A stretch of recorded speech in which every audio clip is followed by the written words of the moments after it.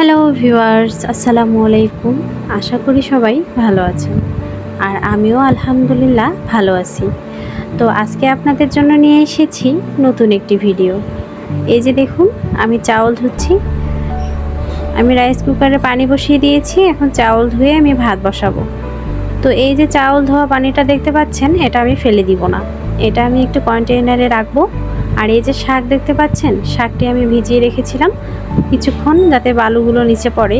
তো এই যে পানিটা, এই পানিটাও আমি ফেলে দিব না, এই যে পানিটা আমি একটা কন্টেইনারে রেখে দিব।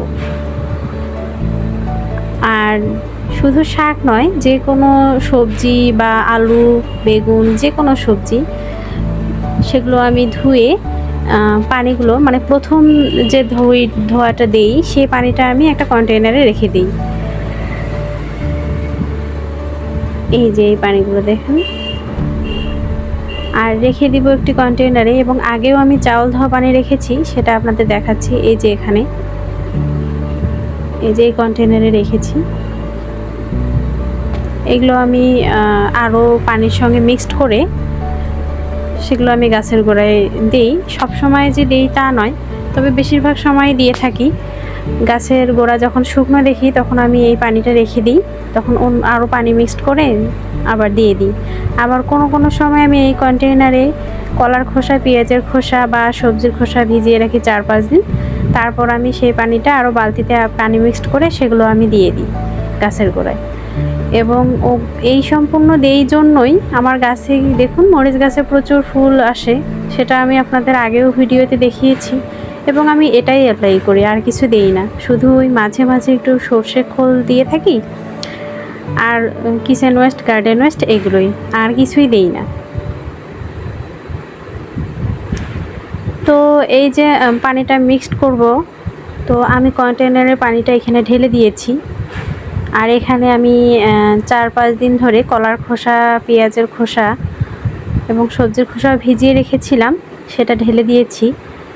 তো ভিডিওটা করতে করতে আমার সন্ধ্যা হয়ে গেছে, মানে পানিটা যে দিব আমি ভুলে গিয়েছিলাম। তো মনে পড়লো যে আমি এখন পানি দেব, তাই আপনাদের সঙ্গেও শেয়ার করতেছি। তো সরি, ভিডিওটা একদম ক্লিয়ারভাবে নিয়ে আসতে পারিনি। এই যে দেখুন পানিটা,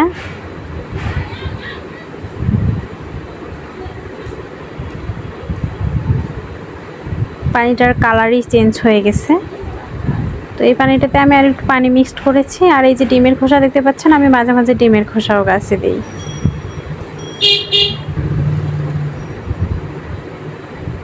আর এই যে লাউ গাছগুলোতে এখন একটু একটু করে পানি দিব, সেই পানিটুকু।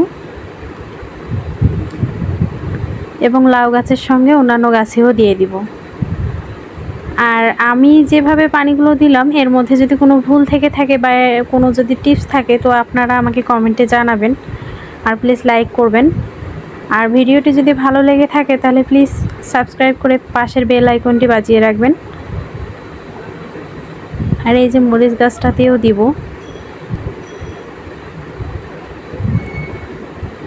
এই যে এখানে একটা লাউ গাছ লাগিয়েছিলাম, আপনাদের দেখিয়েছি, সেখানেও দিব।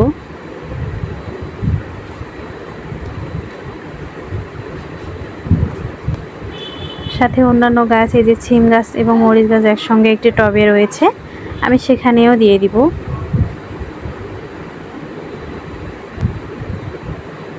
আর এই যে মরিচ গাছে দিয়ে দিব।